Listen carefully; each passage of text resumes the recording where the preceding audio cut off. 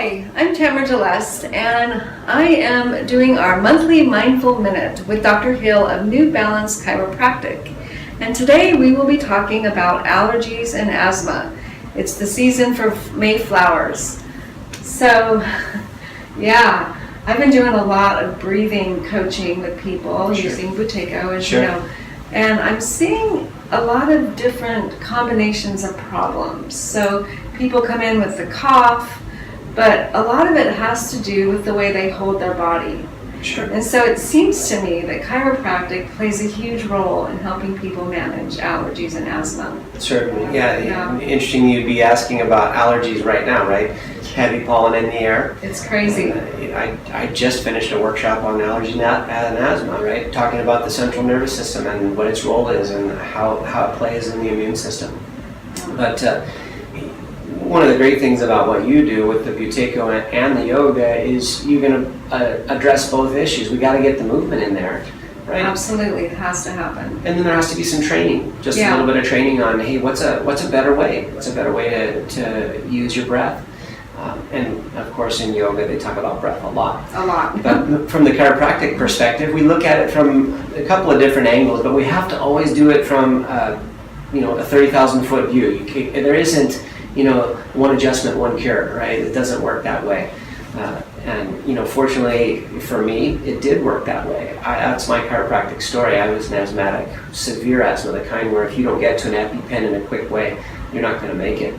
And the doctor literally found some areas of my upper thoracic spine and in my cervical spine that weren't functioning well. And after making some corrections with time, my asthma went away on its own. Isn't that amazing? Yeah, it's amazing. And I mean, a general practitioner would have not diagnosed it that way. They give you inhalers and medication. And I was on all that stuff. Yeah, and that's not fun. Yeah, no, this was not. My lifestyle was different than it is now, right? I don't take any medication now, but we have to look at it holistically and ask the question, what's the cause, right? And so sometimes we have to look at it from the structural perspective, and that's the yoga piece, right? We have to work on those increased kyphosis, those big back curves that we see in people that are really hunched over and they're doing their phone and their computer, all of that work. Right? That's going to affect the nervous system that affects your thymus and your lungs. Right. Yeah, it's just the collapse forward of the rib cage. Yeah. And people don't look at it that way. They know, gosh, I'm having anxiety or I'm having trouble breathing,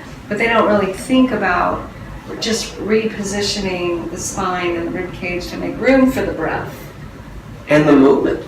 Right. If you don't move it, you gotta move in the middle somewhere, right? That neurology is going to get stagnant. Yeah. Right, and then you've got all kinds of new issues. Yeah. So there's the long-term position, but then there's also the movement piece, and then the neurology. Your immune system is highly dependent on the health of your thymus. Yeah. Those T cells, they're going to go to work for you, and if you're not in good communication, brain to body, you're going to struggle with that thymus. Yeah, so important to look at it from a holistic point of view. Absolutely. Yeah.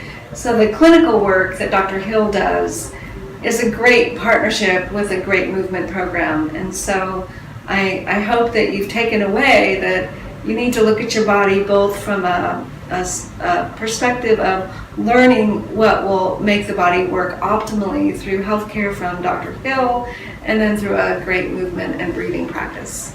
That's your Mindful Minute for May, and we'll see you next month. Excellent. Thanks, Tamara. Thank you.